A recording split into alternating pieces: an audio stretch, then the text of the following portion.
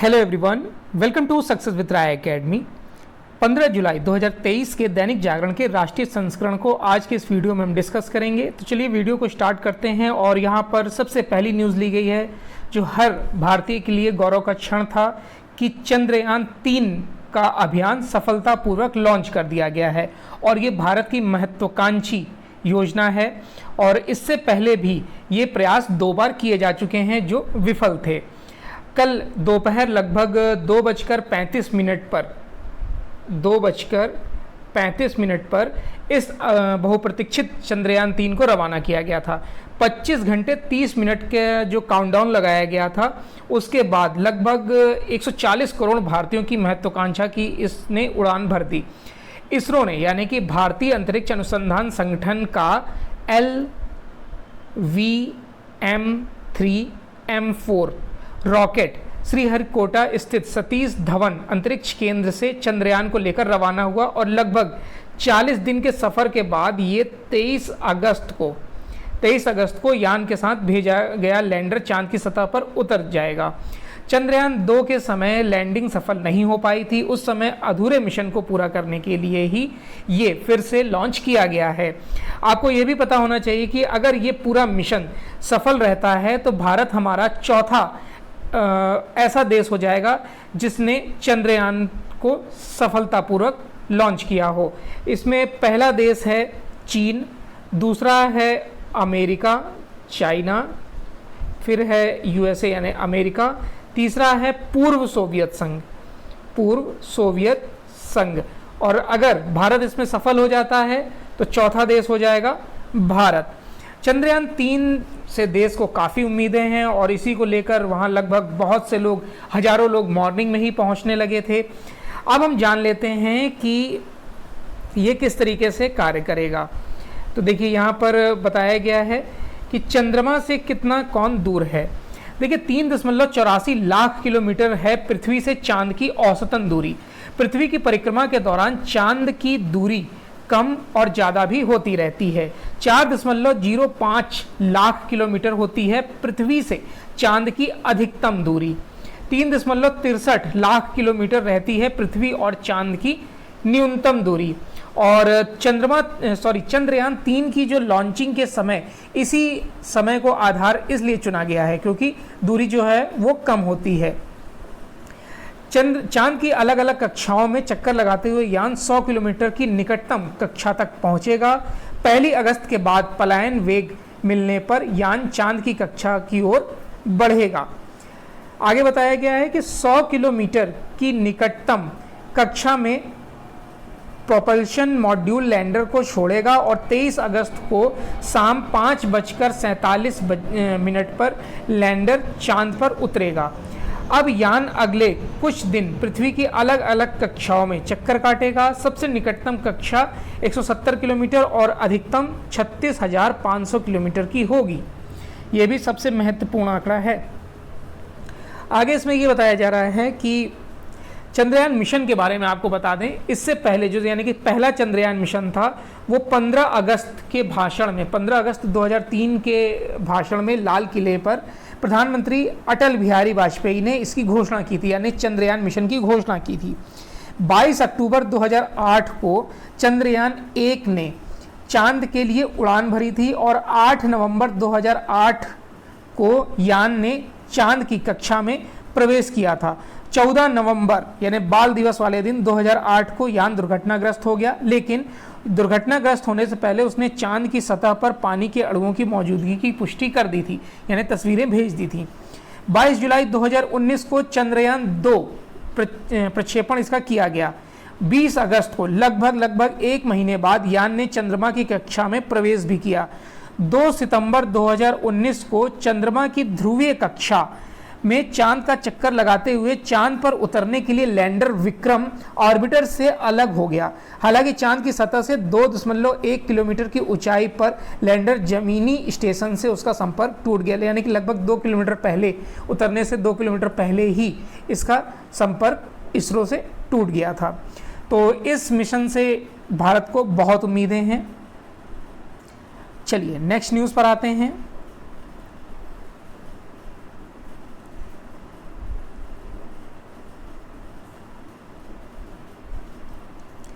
भारत और फ्रांस एक दूसरे के लिए बनाएंगे हथियार। ये भी महत्वपूर्ण न्यूज़ है कि भारत, देखिए प्रधानमंत्री नरेंद्र मोदी जो हैं वो फ्रांस की यात्रा पर गए हुए हैं और अभी तक अगर बात करें समझौते की तो एक समझौता किया गया है जिसके तहत भारत और फ्रांस मिलकर दूसरे देशों के लिए सैन्य हथियारों का निर्माण करेंगे। अभी तक भारत सिर्फ रूस के साथ मिलकर ऐसा कार्य करता है। प्रधानमंत्री नरेंद्र मोदी ने स्वयं शुक्रवार को बैठक से पहले जारी बयान में कहा, यह जानकारी दी है। दोनों नेताओं ने, यानी कि इमैनुअल मैक्रोन जो राष्ट्रपति हैं फ्रांस के, परंपरा से हटकर बैठक से पहले प्रेस कॉन्फ्रेंस के लिए सामने आए और ये बयान जारी किया। दोनों नेताओं ने रिश्तों को और प्रगाढ़ करने, खास तौर पर आधुनिक प्रौद्योगिकी में सहयोग बढ़ाने पर बल दिया। फ्रांस ने अपने देश में पढ़ने वाले भारतीयों के वीज़ा विस्तार को भी मंजूरी दे दी है। भारत में राष्ट्रीय संग्रहालय के विकास में भी फ्रांस भागीदार बनेगा। मोदी ने कहा कि रक्षा सहयोग दोनों देशों के लिए, यानी दोनों के देशों के संबंधों के लिए एक मूलभूत स्तंभ है। यह दोनों देशों के बीच गहरे विश्वास का प्रतीक है। मेक इन इंडिया व आत्मनिर्भर भारत में फ्रांस एक बड़ा साझेदार है और आज हम रक्षा क्षेत्र में भारत में नई प्रौद्योगिकी के सह उत्पादन व सह विकास पर बात कर रहे हैं, काम कर रहे हैं। पनडुब्बी की बात हो या नौसेना के विमान की, और जिसमें मिलकर भारत और फ्रांस काम कर रहे हैं। इसमें नौसेना के लिए राफेल विमान भी खरीदे जा रहे हैं। यह पहला मौका है जब भारत व फ्रांस की तरफ से अन्य देशों के लिए हथियार बनाने की बात सामने आई है। दोनों देशों ने इंडोनेशिया और फ्रांस के साथ अलग अलग त्रिपक्षीय बैठकों की शुरुआत की। इस क्षेत्र के लिए एक त्रिपक्षीय विकास फंड स्थापित करने की भी बात हो रही है, जिसमें प्रधानमंत्री ने हामी भरी है। इससे पूरे क्षेत्र में स्टार्टअप को बढ़ावा भी मिलेगा। फ्रांस की राजधानी है पेरिस, यहाँ की कैपिटल है पेरिस, करेंसी है यहाँ की यूरो और राष्ट्रपति हैं इमैनुअल मैक्रोन। इसमें एक इम्पॉर्टेंट करंट अफेयर्स ये भी बनता है कि प्रधानमंत्री नरेंद्र मोदी को फ्रांस का सबसे बड़ा नागरिक सम्मान भी दिया गया है, जिसका नाम है the grand cross of the legion of honour. The grand cross of the legion of honour, ये सम्मान का नाम है। चलिए, और ये फ्रांस का सर्वोच्च नागरिक सम्मान है। चलिए नेक्स्ट न्यूज़ पर आते हैं। दिल्ली बाढ़ की न्यूज़ हम कैपिटल पेज पर देख लेंगे।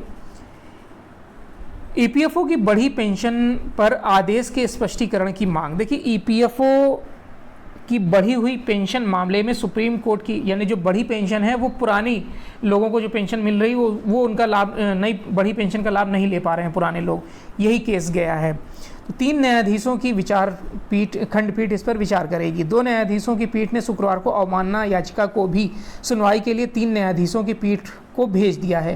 कोर्ट ने कहा है कि स्पष्टीकरण अर्जियों के तथ्य और अवमानना याचिका में उठाए गए मुद्दे एक दूसरे से मेल खाते हैं और दोनों में घालमेल है, इसलिए अवमानना याचिका पर भी 3 न्यायाधीशों की पीठ को स्पष्टीकरण मांग अर्जियों के साथ सुनवाई करनी चाहिए। ये आदेश शुक्रवार को जस्टिस अनिरुद्ध बोस और जस्टिस संजय कुमार की 2 सदस्यीय पीठ ने कर्मचारी संघ नेशनल कॉन्फेडरेशन ऑफ रिटायरीज और अन्य बनाम आरती आहूजा एवं अन्य के मामले में सुनवाई के दौरान की है। एक नेक्स्ट न्यूज़ देखते हैं जो एक चमत्कार से कम नहीं है, और ये न्यूज़ है इजराइल की। जो पिक आप देख रहे हैं जिसमें ब्लैक जैकेट पहने हुए एक लड़का है, इसका सिर अलग हो गया था। ये साइकिल चला रहा था और एक हादसे में इसका जो सिर है वो धड़ से अलग हो गया था, और उसके बाद इस लड़के का नाम है, 12 वर्षीय लड़का है ये, सुलेमान हसन। फिर इसको ऑपरेशन के लिए, ये पूरा मामला जो है वो जून का है, जून से भी पहले का है, लेकिन इसको गोपनीय रखा गया क्योंकि जो आफ्टर सर्जरी के बाद जो कठिनाइयाँ आती हैं उसमें ये सरवाइव कर पा रहा था या नहीं कर पा रहा था, ये सब देखने के बाद इसको इस पूरे घटनाक्रम को उजागर किया गया है। बहुत बड़ी न्यूज़ है, इसको मैं बताता हूँ आपको कि इजराइल के डॉक्टरों ने कटे सिर को धड़ से जोड़कर चमत्कार कर दिखाया है। द टाइम्स ऑफ इजराइल की रिपोर्ट के अनुसार डॉक्टरों ने 12 वर्षीय लड़के सुलेमान हसन की बेहद जटिल सर्जरी कर उसके सिर को उसकी गर्दन से जोड़ दिया है। साइकिल चलाते समय सुलेमान कार की चपेट में आ गया था और हादसे का शिकार हो गया था। सिर्फ जो गर्दन और धड़ में जो स्किन होती है वो जुड़ी हुई थी, बस उससे बाकी सब चीज़ें टूट चुकी थी, फट गई थी, अलग हो गई थी। दुर्घटना के बाद सुलेमान का जो सिर और रीढ़ की हड्डी के ऊपरी हिस्से पूरी तरह से अलग हो गया था। इसे by atlanto occipital joint dislocation कहते हैं। हादसे के बाद उसे हवाई मार्ग से हादसा मेडिकल सेंटर ले जाया गया। इलाज करने वाले ऑर्थोपेडिक सर्जन डॉक्टर ओहद इनाव ने बताया कि सर्जरी में कई घंटे लगे। क्षतिग्रस्त भाग में कई प्लेटें व फिक्सेशन लगानी पड़ी हैं, जिससे जीवित रहने की संभावना बहुत कम थी। डॉक्टरों का मानना है कि सर्जरी ये जो हुई है वो किसी चमत्कार से कम नहीं है, कि मतलब उन्होंने तो प्रयास किया लेकिन जिस तरीके से रिकवरी हुई है वो वाकई चमत्कार है। डॉक्टरों ने पिछले महीने ये चमत्कार किया था, लेकिन जुलाई में इसकी जानकारी सार्वजनिक की गई। डॉक्टर इस मामले में जल्दबाजी नहीं करना चाहते थे, वह सर्जरी की सफलता सुनिश्चित करना चाहते थे। नेक्स्ट न्यूज़ है, ज्ञानव्यापी परिसर के सर्वे की मांग पर सुनवाई पूरी, फैसला 31 को। देखिए, ज्ञानव्यापी परिसर स्थित मस्जिद के 3 गुंबदों के बीच में जो मुख्य गुंबद है उसके नीचे प्राचीन आदि विश्वेश्वर मंदिर का हिस्सा है और वहां शिवलिंग है। यह दावा मंदिर पक्ष ने जिला जज डॉक्टर अजय कृष्ण विश्वेश की अदालत में शुक्रवार को ज्ञानव्यापी के मुकदमे की सुनवाई के दौरान किया है। मंदिर पक्ष के वकील विष्णु शंकर जैन ने कहा कि गुंबद के नीचे फर्श खोखला है, जिसे तहखाने का रूप देकर बंद किया गया है। सर्वेक्षण में इसकी सच्चाई सामने आएगी। दोनों पक्षों ने अपनी बहस पूरी कर ली है। अदालत ने 21 जुलाई को मंदिर पक्ष की ओर से दाखिल पूरे ज्ञानव्यापी परिसर की वैज्ञानिक विधि की जांच ASI सर्वे की मांग के प्रार्थना पत्र पर आदेश सुना सकती है। नेक्स्ट जो न्यूज़ है वो दिल्ली में जो बाढ़ की स्थिति है उस पर है, और यहाँ पर आरोप प्रत्यारोप भी शुरू हो गया है। जो दिल्ली सरकार है वो ये कह रही कि हरियाणा से जो पानी छोड़ा गया है डैम के माध्यम से, उसकी वजह से दिल्ली में ऐसी स्थिति उत्पन्न हुई है। और भाजपा सरकार, केंद्र सरकार और हरियाणा सरकार, ये इन सभी की तरफ से दिल्ली सरकार पर ये आरोप लगाए जा रहे हैं कि इन्होंने निकासी की व्यवस्था सुचारू रूप से नहीं करी थी, इसलिए ये सारे व्यवधान या दिक्कतें आ रही हैं। चलिए नेक्स्ट न्यूज़ पर आते हैं।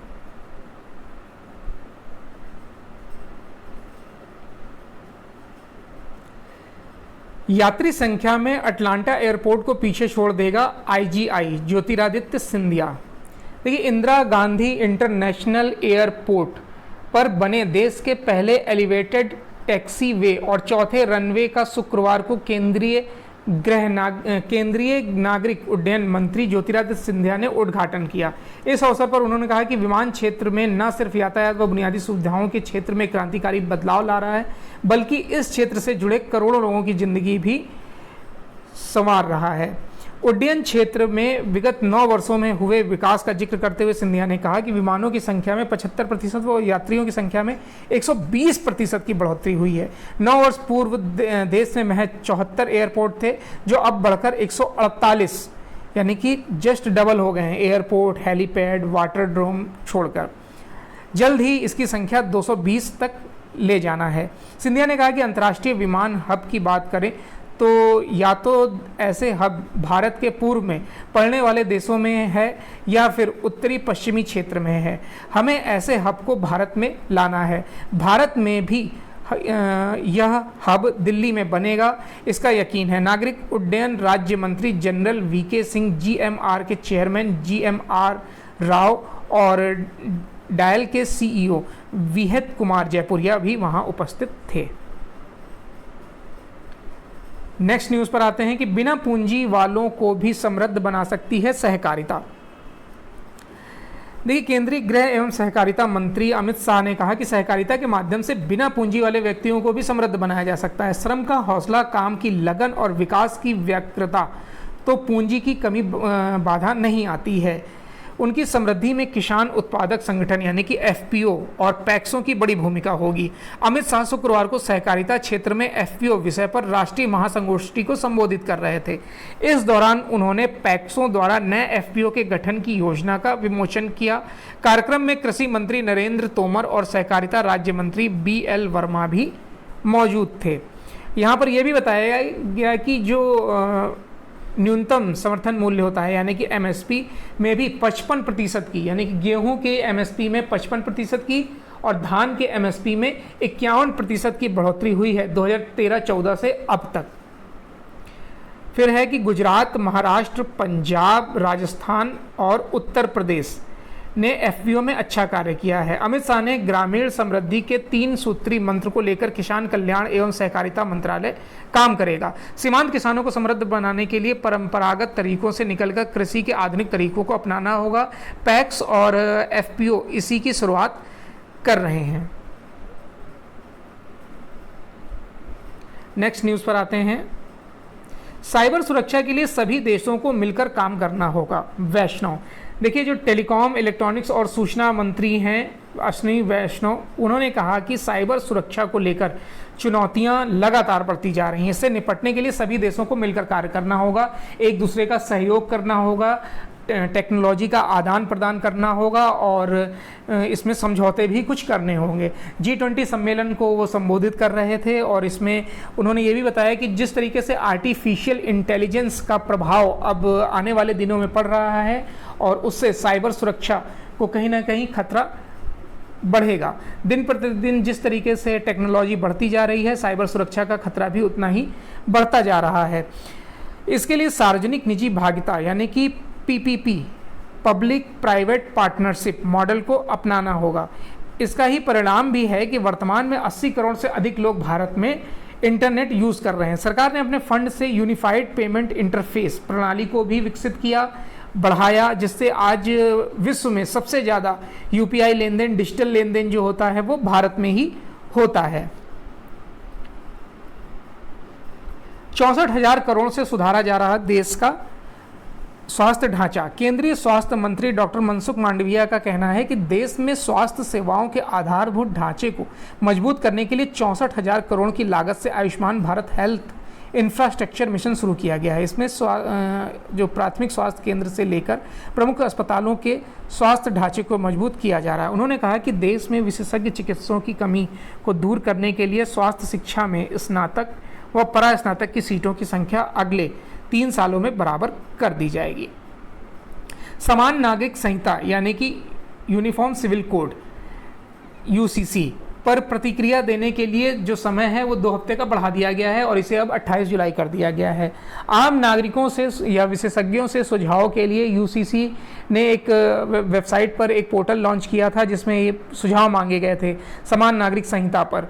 तो उसकी जो अवधि थी 14 जून से 14 जुलाई रखी गई थी, लेकिन अब इसे बढ़ाकर जिस तरीके से लोगों का फीडबैक मिल रहा है, लाखों लोग अभी तक इसमें फीडबैक दे चुके हैं, तो उसको देखते हुए सरकार ने विधि आयोग ने इसे 28 जुलाई तक बढ़ा दिया है।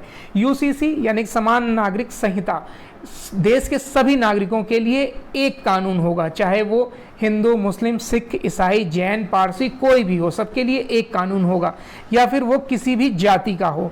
ये खास तौर पर मुस्लिम वर्ग की जो महिलाएं हैं उनके लिए सबसे फायदेमंद होगा। नेक्स्ट न्यूज़ पर आते हैं। सर्वोच्च न्यायालय को मिले 2 नए जज, जस्टिस भुइयां और जस्टिस भट्टी। देखिए, जो जस्टिस भुइयां हैं वो उज्ज्वला भुइयां, वो तेलंगाना हाई कोर्ट के न्यायाधीश हैं, और जो जस्टिस SV भट्टी हैं वो केरल हाई कोर्ट के मुख्य न्यायाधीश हैं। तो जो 34 पद होते हैं उनमें से अब टोटल पद 32 पद भर गए हैं। इनको जो शपथ दिलाई है वो सुप्रीम कोर्ट के मुख्य न्यायाधीश DY चंद्रचूड़ ने दिलाई है। ग्राम स्वराज अभियान के प्रति राज्यों की सुस्ती। देखिए, केंद्र सरकार पंचायतों को सशक्त और पारदर्शी बनाना चाहती है। इसके लिए प्रति लगभग सभी राज्य सुस्त हैं। केंद्र सरकार के पास बजट की कोई कमी नहीं है। 4 केंद्र शासित प्रदेशों को छोड़कर सभी राज्यों की पारदर्शी कार्य योजना को भी वर्ष 2023-24 के लिए स्वीकृति दी जा चुकी है, लेकिन अब तक किसी ने आवश्यक दस्तावेज नहीं जमा किए हैं। इस वजह से यह पैसा अनुपयोगी पड़ा हुआ है। केंद्रीय अधिकार प्राप्त समिति बार बार बैठकों में बजट जारी होने की प्रक्रिया में देरी पर चिंता जताती रही है। सतत विकास लक्ष्यों की प्राप्ति के लक्ष्य के साथ ही केंद्र सरकार की मंशा देश भर की पंचायतों को आत्मनिर्भर, सशक्त और पारदर्शी बनाने की है। चुनौतियां बढ़ रही हैं, शहरी नियोजन पर नई दृष्टि की जरूरत। देखिए, शहरी नियोजन पर आयोजित 2 दिनों की जो राष्ट्रीय सम्मेलन था उसमें राज्यों से आए शहरी नीति नियंताओं ने इस पर सहमति जताई कि प्लानिंग नगरीय विकास के लिए सबसे जरूरी घटक है। इसके बिना शहरों को भावी चुनौतियों के लिए तैयार नहीं किया जा सकता है। इसकी ज़रूरत इसलिए भी बढ़ गई है क्योंकि मौजूदा शहरों के विस्तार के साथ साथ कई राज्य नई नगरीय नीति भी ला रहे हैं जो विकास को बढ़ावा देने के लिए कई मानकों को शिथिल कर रहे हैं। इस सम्मेलन में कुल 24 प्रेजेंटेशन दिए गए, जिसमें पहले दिन ये 4 तकनीकी सत्र भी शामिल थे। दूसरे दिन उत्तर प्रदेश, हरियाणा, जम्मू कश्मीर, तमिलनाडु, केरल, तेलंगाना ने शहरी विकास के लिए अपने यहाँ शुरू की गई कुछ अहम योजनाओं पर आधारित प्रेजेंटेशन रखे हैं। अफ्रीकी यूनियन को समूह में शामिल करने पर G20 सहमत। G20 देशों के शेरपा की चल रही तीसरी बैठक में भू राजनीतिक मुद्दे को लेकर पहले से चल रहे विवाद का मामला फंसा हुआ है। इस समूह में अफ्रीकी देशों के यूनियन यानी अफ्रीकी यूनियन को शामिल करने को लेकर मोटे तौर पर सहमति बनती नजर आ रही है। संभावना है कि सितंबर 2023 में नई दिल्ली में होने वाले शिखर सम्मेलन में अफ्रीकी यूनियन को G20 में शामिल करने की घोषणा हो जाएगी।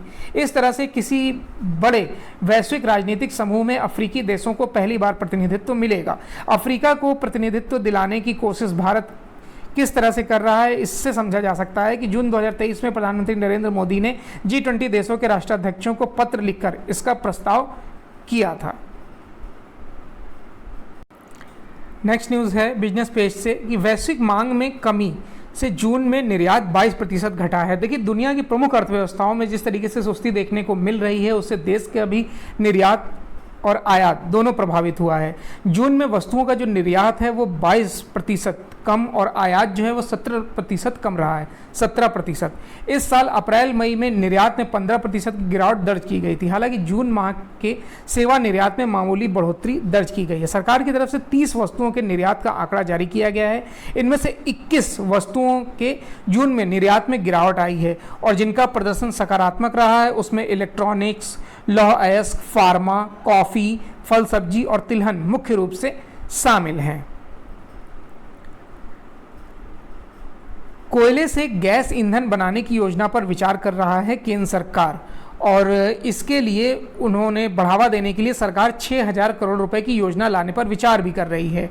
कोयला मंत्रालय ने एक बयान में कहा कि देश में कोयला से गैस ईंधन बनाने की प्रौद्योगिकी अपनाने से कोयला क्षेत्र में क्रांति आएगी। इस योजना से प्राकृतिक गैस, मेथनॉल और अन्य जरूरी उत्पादों के आयात पर भारत की निर्भरता कम हो जाएगी।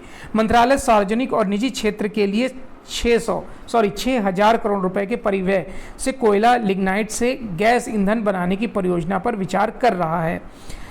अब इसमें ये जो योजना है वो 2 खंड में लाई जा सकती है। पहले खंड में सरकार सार्वजनिक क्षेत्र के उपक्रमों यानी PSU को सहयोग देगी, जबकि दूसरे खंड में निजी क्षेत्र और सार्वजनिक उपक्रम दोनों शामिल किए जाएंगे। इस खंड के तहत कम से कम एक परियोजना का चयन शुल्क आधारित बोली प्रक्रिया के माध्यम से किया जाएगा।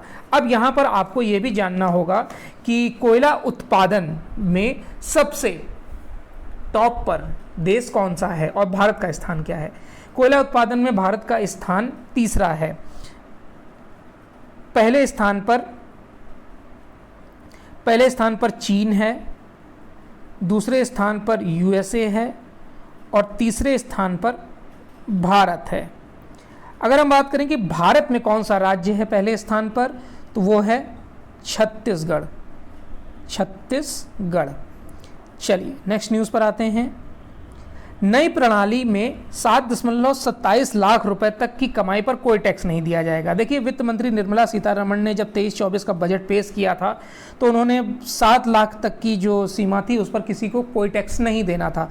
फिर उन्होंने बताया कि हमारे पास कई ऐसे पत्र मेल आने लगे कि अगर 7 लाख से 1,000 रुपये भी ज़्यादा है तो क्या हम टैक्स के दायरे में आ जाएंगे। फिर इस सारे गहनता से अध्ययन किया गया, पॉइंट्स देखे गए, तब पता चला कि 7.27 लाख यानी कि 7,27,000 तक अगर इनकम है तो आपको किसी प्रकार का कोई टैक्स देने की ज़रूरत नहीं है। लेकिन आम लोग इस 27,000 को किस तरीके से बचाएंगे ये निर्मला सीतारमण ने नहीं बताया। चलिए नेक्स्ट न्यूज़ पर आते हैं जो है इंटरनेशनल पेज से कि अरुणाचल प्रदेश भारत का अभिन्न अंग। अब ये मान लिया है अमेरिका ने। भारत के जो प्रधानमंत्री हैं उनकी यात्रा थी, जब अमेरिका के उसमें 1 महीने के अंदर ही ये बात आई है सामने। प्रधानमंत्री नरेंद्र मोदी की ऐतिहासिक यात्रा के महीने भर के भीतर ही अमेरिकी उच्च सदन सीनेट की समिति ने अरुणाचल प्रदेश को भारत का अभिन्न अंग मानते हुए एक प्रस्ताव पास किया। इस कदम को भारत और अमेरिका के बीच बढ़ते विश्वास और मजबूत साझेदारी के रूप में देखा जा रहा है। चीन अरुणाचल का दावा करता रहा है और इसे अवैध रूप से अपने नक्शे पर दिखाता है। इसको मैप के माध्यम से, तो आप इंडिया के मैप में देख लीजिए कि अरुणाचल प्रदेश है कहाँ पर। ये है अरुणाचल प्रदेश, ये आप देख रहे हैं अरुणाचल प्रदेश। तो ये जो सीमा आप देख रहे हैं, ये बॉर्डर, ये मैकमोहन रेखा है। यहाँ पर, यहाँ से मैकमोहन रेखा जाती है, जिसको अमेरिका ने अपना समर्थन दिया है और इसको वैध बताया है, जिसको चाइना अवैध बताता है। देखिए जो रेड जो आपको दिख रहा है वही है, ये तो अरुणाचल प्रदेश हो गया, और ये जो रेड लाइन दिख रही है ये है मैकमोहन रेखा। मैकमोहन रेखा देखिए भारत और तिब्बत के बीच सीमा रेखा है। 1914 में 1914 में भारत, तत्कालीन ब्रिटिश सरकार, जब भारत अधीन थी ब्रिटिश सरकार के, तो ब्रिटिश सरकार और तिब्बत के बीच एक शिमला समझौता हुआ था।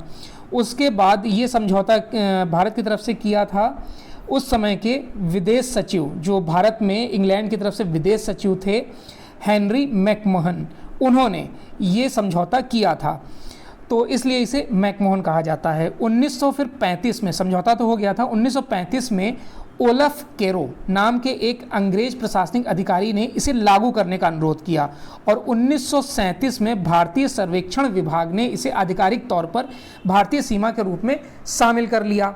अब यहाँ पर चीन इसे इसलिए नहीं मानता है क्योंकि चीन उस समय स्वतंत्र देश नहीं था, तो इसलिए चीन इसे नहीं मानता है, और इसी को लेकर 1961 वाला जो भारत चाइना युद्ध है वो हुआ था।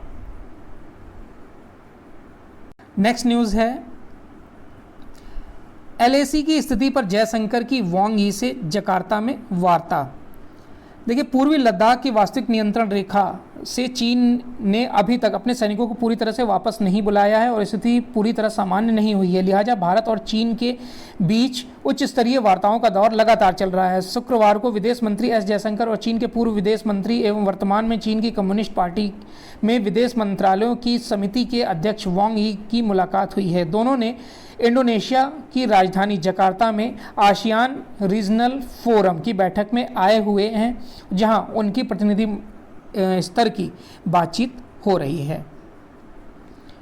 देखिए अमेरिका में गदर मेमोरियल में सजे हैं स्वतंत्रता सेनानियों के चित्र, ये आप देख रहे हैं। अमेरिका के सैन फ्रांसिस्को में स्थित गदर मेमोरियल में हिंदुस्तान गदर पार्टी के स्वतंत्रता सेनानियों के चित्र और अन्य वस्तुएं हैं। अमेरिका में कामगारों के रूप में अन्य भारतीयों को देश की आज़ादी की खातिर आवाज़ उठाने के लिए प्रेरित करने का बीड़ा अमृतसर के माखना गांव ने बाबा सोहन सिंह व अन्य ने उठाया, और 21 अप्रैल 1913 को कैलिफोर्निया में रह रहे लोगों के साथ मिलकर गदर पार्टी की स्थापना की थी।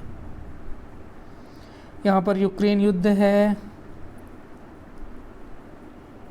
चलिए, तो ये आज का यानी 15 जुलाई 2023 का दैनिक जागरण का राष्ट्रीय संस्करण था। आई होप आपको वीडियो अच्छा लगा होगा। अगर वीडियो अच्छा लगा हो तो लाइक और शेयर कर दीजिएगा। वीडियो देखने के लिए धन्यवाद।